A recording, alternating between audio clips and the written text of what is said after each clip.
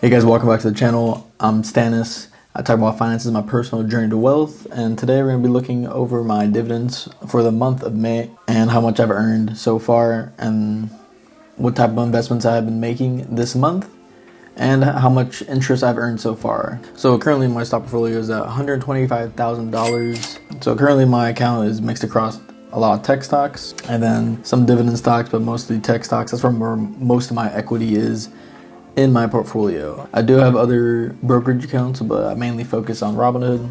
And over this past week, I have actually earned a bit of money, which is pretty nice, earning around about $3,000. But next week could be a little bit different. I've realized that over the past 3 months that we've pretty much came to the previous peak in my account, which was last seen during the month of April. I definitely could see my account pushing past this amount and maybe get into like 127 or even 130, especially if I could start putting a little bit more money into my account. The first dividend that I got for the month of May was from AT&T, and they gave me $19.47, which is actually quite a lot, especially for $1,239.96 within AT&T. My average is pretty good with this company, and the PE is actually pretty low, so I was thinking about maybe putting a little more money into AT&T. It's currently $9.32. Dividend yield is pretty high at 6.38. I have made some money off of it, especially off just like a natural appreciation over after the past months I've been invested into it.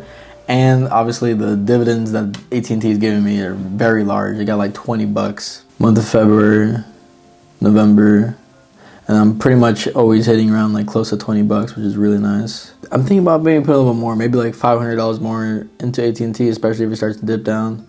Over the all time, the AT&T is still not really doing that great. All right, so the next stock that actually gave me some money was CVS. The CVS gave me $7.71, pretty decent amount.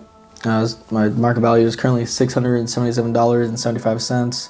Average cost at $72, so I am losing money currently on CVS. I have been putting a little more money into CVS because it has dipped down in the past year. Hopefully that maybe take down my average closer to 55.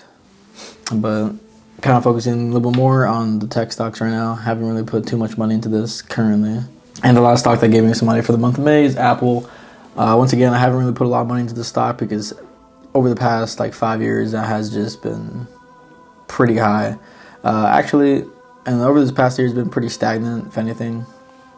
So now might be a time to actually invest into Apple for me, but I really do think that a lot of these high-tech stocks are going to start dropping down and might be an opportunity later in the future. So I am holding some reserves, currently only around 10% of cash I have on reserves for the dip, but I've been spending it off. Yeah, so Apple currently $107.76 is my average. So I have made profit off Apple, but off its dividends, I'm not in Apple for its dividend, but it's just a nice thing that I get eventually, every now and then throughout the year. PE ratio is around 30, so it is pretty high, but most tech stocks are actually close to 30 or even extremely higher than that. So that's not very surprising. And the dividend yield is at 0.5, which is pretty low, but once again, it's a growth stock, so you're not going to really see much of a dividend. Over this past month, I have been buying a little bit more into Tesla, and same with Tencent. Yeah, so Tencent over the past year, it's doing pretty good. Probably gonna have to bring my average up to around 40, but maybe we want to get this position up to $5,000 before I stop and hold off for a little bit. I've also been thinking about putting a little more money into Palantir. Palantir seems to be holding pretty strong at close around $20. So I think I want to put a little bit more money into it, but also kind of depends on the stock market over next week and see if I want to buy into it. Other than that, I haven't really been buying too much of the individual stocks. Just been hoarding my money into buying power. So within buying power, I've earned $33.98 for the month of May.